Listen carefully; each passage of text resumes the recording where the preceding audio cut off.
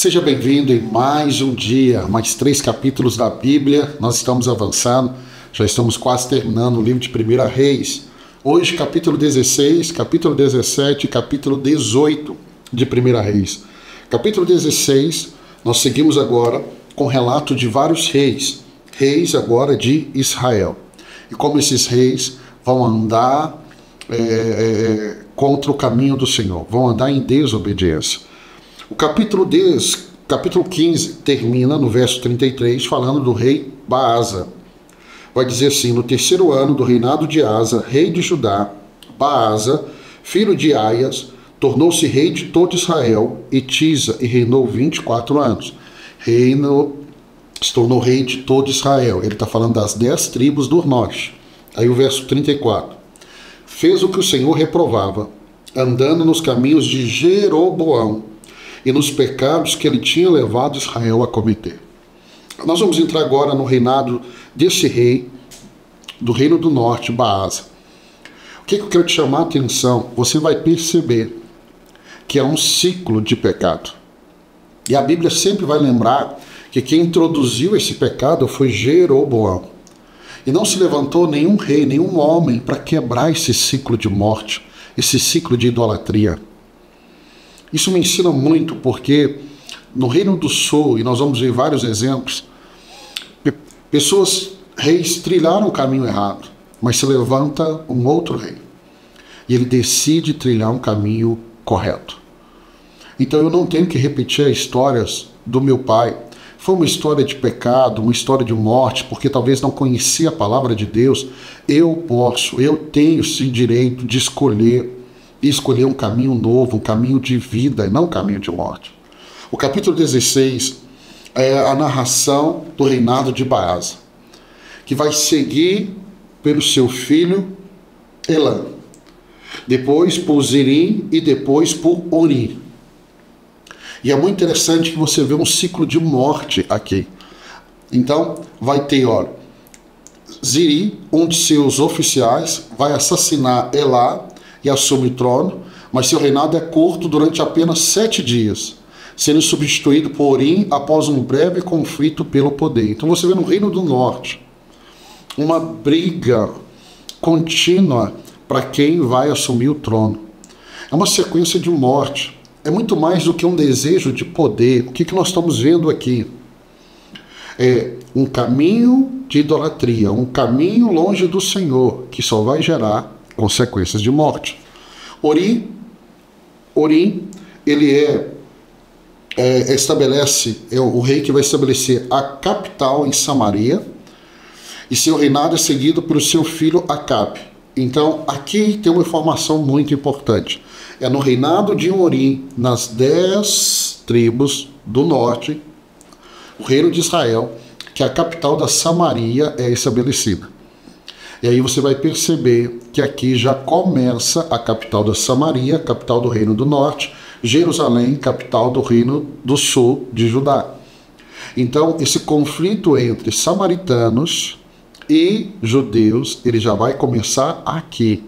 Vai se aprofundar muito depois do cativeiro da Babilônia, mas aqui nós já percebemos 2 capitais: Samaria, capital de Israel, do Reino do Norte, Jerusalém, do Reino do Sul, de Judá. Ele vai estabelecer essa capital, então nós percebemos que é alguém que já está fazendo algo diferente do outros, mas a Bíblia vai ser muito clara, que ele vai fazer o que é mal aos olhos do Senhor, do que todos os que vieram antes dele. E aí tem o seu filho, que é Acabe, e Acabe vai casar-se com Jezabel. Aqui entra uma figura importante, essa mulher, Jezabel. Nós temos um casamento político, e Jezabel vai trazer a adoração a Baal para todo o reino do norte. Vai contaminar todo Israel. E é aí que entra, no capítulo 17, a figura do profeta Elias, esse profeta importantíssimo na Bíblia, tão importante que ele aparece no Monte da Transfiguração, quando Jesus está orando, Moisés simbolizando a lei e Elias simbolizando o profeta. Então, no capítulo 17, nós temos Elias, um profeta que é introduzido na história. Então, fala assim, verso 1 do capítulo 17.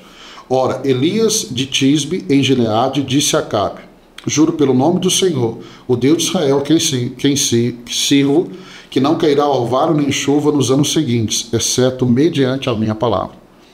Então aqui nós vemos esse profeta sendo introduzido, não há uma apresentação, só fala de onde que ele é, de Tisbe,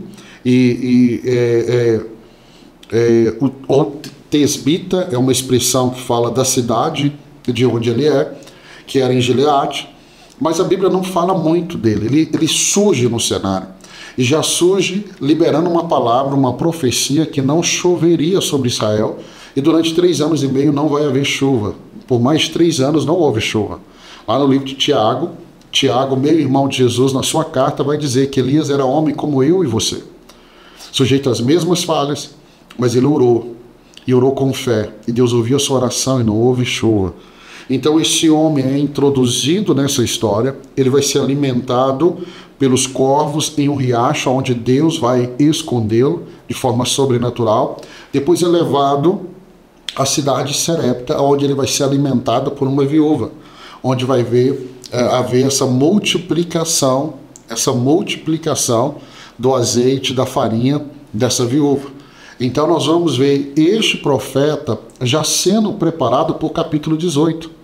Ele entra na história, já libera uma palavra, já confronta Acabe, mas nós vamos ver numa caminhada no capítulo 17, a sensação é essa que eu tenho, que ele está sendo preparado para o capítulo 18.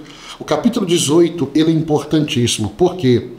Porque agora no final desses 3 anos, onde não havia chuva, Elias vai ao Monte Carmelo. E ele vai para desafiar os profetas de Baal.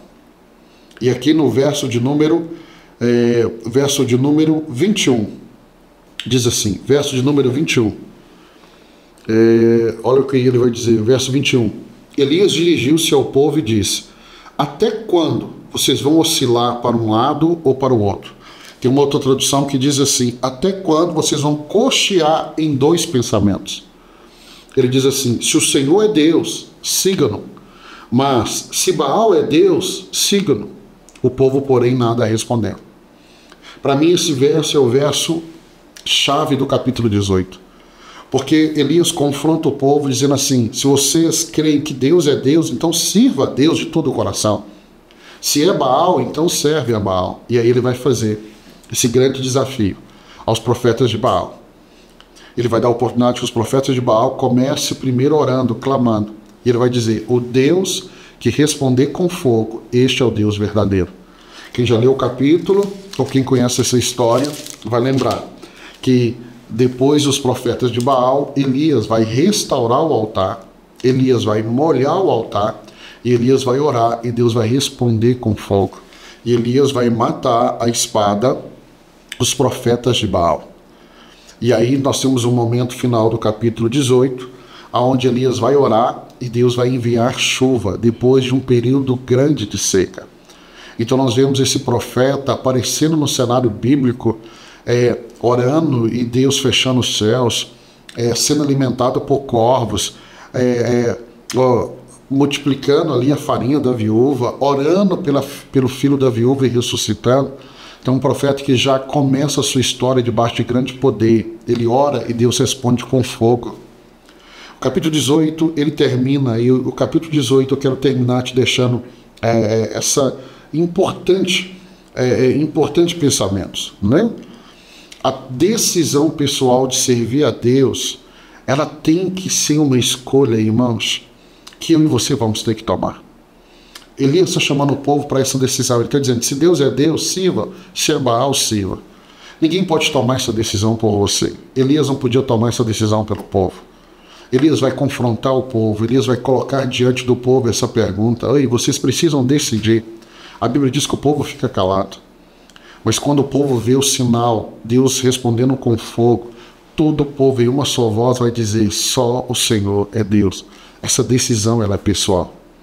Ninguém pode fazer essa decisão por mim, tomar essa decisão por mim. Sou eu que tomo essa decisão. Eu tomei essa decisão aos 14 anos, de entregar minha vida para Jesus e de servi-lo. E eu não me arrependo. Quase 30 anos se passaram e eu não me arrependo dessa decisão que marcou e mudou a história da minha vida. Essa decisão você também precisa tomar. Eu quero abençoar a sua vida. Se Deus permitir, amanhã nós estaremos no capítulo 19, o capítulo 21 e o capítulo 22, terminando assim o livro de 1 Reis, e logo depois, no dia seguinte, iniciando mais um livro da Bíblia, o livro de 2 Reis. Deus abençoe sua vida. Até amanhã, se Deus assim permitir.